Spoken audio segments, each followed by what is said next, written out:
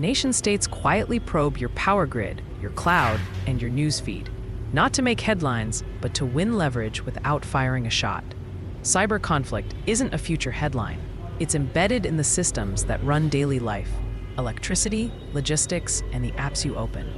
States use code as a tool because it's fast, global, cheap, and often deniable. Think of cyber like a pressure dial states twist to squeeze rivals without tanks or missiles. We'll map the motives, the methods, and the players, starting with why governments invest in offensive cyber in the first place. Why hack? 3 big returns drive state behavior: intelligence, coercion, and disruption. Cyber lets leaders gather secrets, pre-position options for conflict, and signal resolve by knocking systems offline. It scales from quiet spying to visible damage. The key advantage: plausible deniability and low cost compared with traditional forces. That pressure dial idea matters because it lets states calibrate risk, and that brings us to the specific strategic goals behind most campaigns. Espionage is the long game. States break into ministries, universities, and cloud providers to steal blueprints, emails, and secrets. The OPM breach showed why. Security clearance files for millions became a treasure trove for intelligence. Espionage usually looks quiet: stolen files, dormant backdoors, and patient exfiltration. The payoff is political or economic advantage months or years later. But espionage is only one branch of the state hacking tool. Next comes sabotage, where consequences become visible. Sabotage aims to degrade or destroy. Flip breakers in a power grid, wipe data on thousands of machines, or corrupt industrial controllers. Ukraine's power outages and NotPetya's global damage are textbook examples. Sabotage carries high risk because overt harm invites retaliation or escalation. It's rarer than espionage, but when it happens, the effects are immediate and dramatic. Understanding sabotage helps explain why some attacks trigger international responses and where the danger escalates. Influence operations target minds, not machines. Hack and leak campaigns, coordinated bot networks, and subtle narrative seeding alter public perception. Sony's attack and subsequent leaks showed how cyber can coerce culture. Platforms amplify division by design, and stolen material can be weaponized to erode trust in institutions. Influence isn't always about convincing everyone. It often succeeds by making people doubt what they see. That ambiguity makes attribution and defense uniquely tricky, and it ties into who's doing the hacking. So who's active? Big players include the US and Five Eyes allies with robust offense and defense, China with prolific economic espionage efforts, Russia mixing disruption and influence, North Korea leaning on cyber theft for revenue, and Iran targeting regional rivals. Israel, France, and others punch above their weight too. Alliances matter. Shared intelligence amplifies capability and shapes responses. Knowing the main actors helps you interpret motives and likely targets, but it doesn't tell the whole story of how operations work. Most state operations follow a predictable life cycle. It starts with reconnaissance, mapping people, vendors, cloud assets, and trust relationships. Attackers scrape LinkedIn, GitHub, and job posts for clues. They build a dossier on the victim's supply chain and software footprint. This patient mapping reveals weak links and high-value targets. Reconnaissance sets the agenda for every stage that follows, and a good map makes the next steps both possible and efficient. Initial access comes next. Common routes are phishing emails, exploiting exposed services, and abusing software vendors' reach. SolarWinds showed why supply chain attacks are so dangerous. Compromise a vendor, and you access thousands of customers. Sometimes attackers use zero-day holes. Sometimes they simply trick a user. Once inside, they don't shout. They blend in and prepare to move deeper. The tactic you use shapes the tradecraft that follows. After access, attackers escalate privileges and move laterally. They use legitimate admin tools and remote management software to avoid detection. Think of it as a stealthy houseguest opening doors to bedrooms, closets, and safes. Persistence is critical. Backdoors survive reboots, and credentials live in scripts and cloud keys. For espionage, stolen data quietly flows out. For sabotage, code waits for a timed trigger that can cause immediate damage. But how do defenders connect an attack to a state? Quick mid-video recap. States hack because cyber offers scalable, deniable options. Espionage for secrets, sabotage for damage, influence for perception. Operations move from reconnaissance to access, lateral movement, persistence, and effects. Actors differ in motive and method, but the life cycle repeats. Keep that map in your head because next we'll unpack attribution. How investigators decide which state stands behind an intrusion and why that matters. Attribution is a puzzle of behavior, intelligence, and long-term patterns.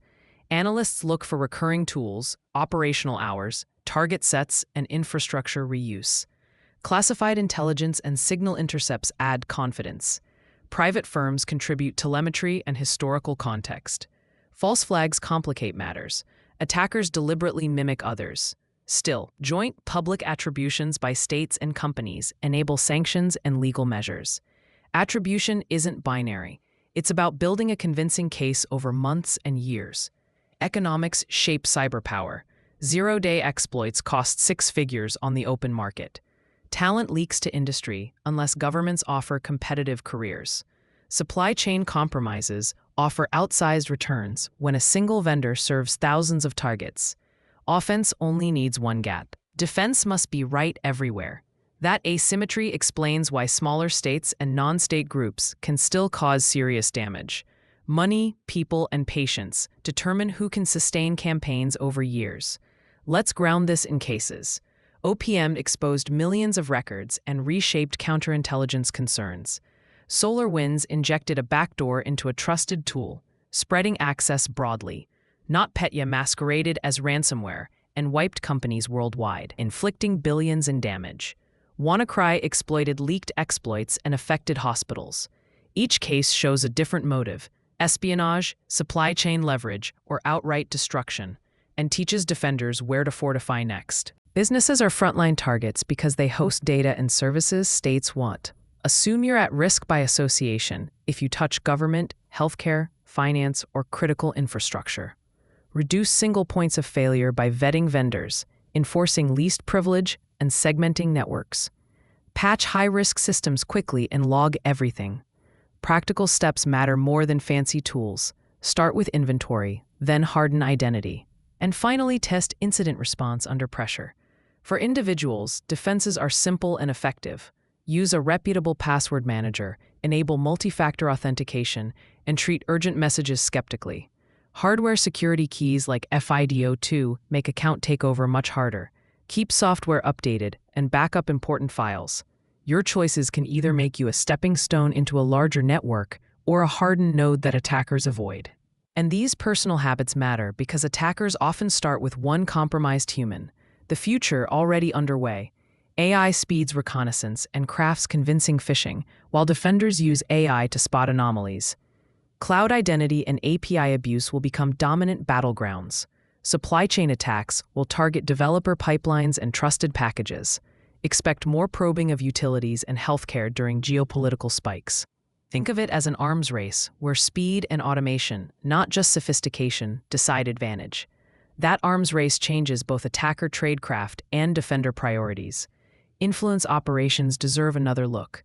Hack and leak timing, narrative laundering, and bot amplification turn stolen facts into political tools.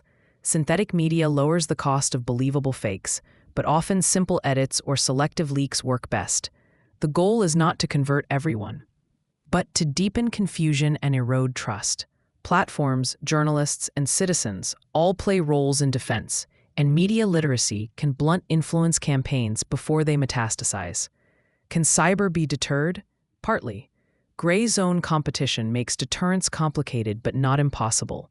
Joint attributions, coordinated sanctions, and transparent norms raise costs for reckless actors. International law and the Talon Manual attempt to graft old rules onto new terrain, but gaps remain. Ultimately, deterrence mixes credible response, defensive resilience, and diplomatic pressure. That balance shapes whether an attack stays a dangerous message or spirals into wider conflict. Practical resilience matters most. Run tabletop exercises, segment networks, enforce least privilege, and join information sharing groups. Test your incident playbooks with legal and communications teams in the room. For critical systems, Keep an air-gapped fallback and limit direct access from user devices. Prepare the who calls whom list now, during calm, not during a crisis. These practices don't remove risk, but they give you options when an attack arrives. Cyber operations reshape power by adding new levers to statecraft. Espionage steals advantage, sabotage raises stakes, and influence corrodes trust. The systems we rely on create strategic opportunities and fragile points. You don't need to be a security expert to act. Prioritize identity, vet vendors, and rehearse responses.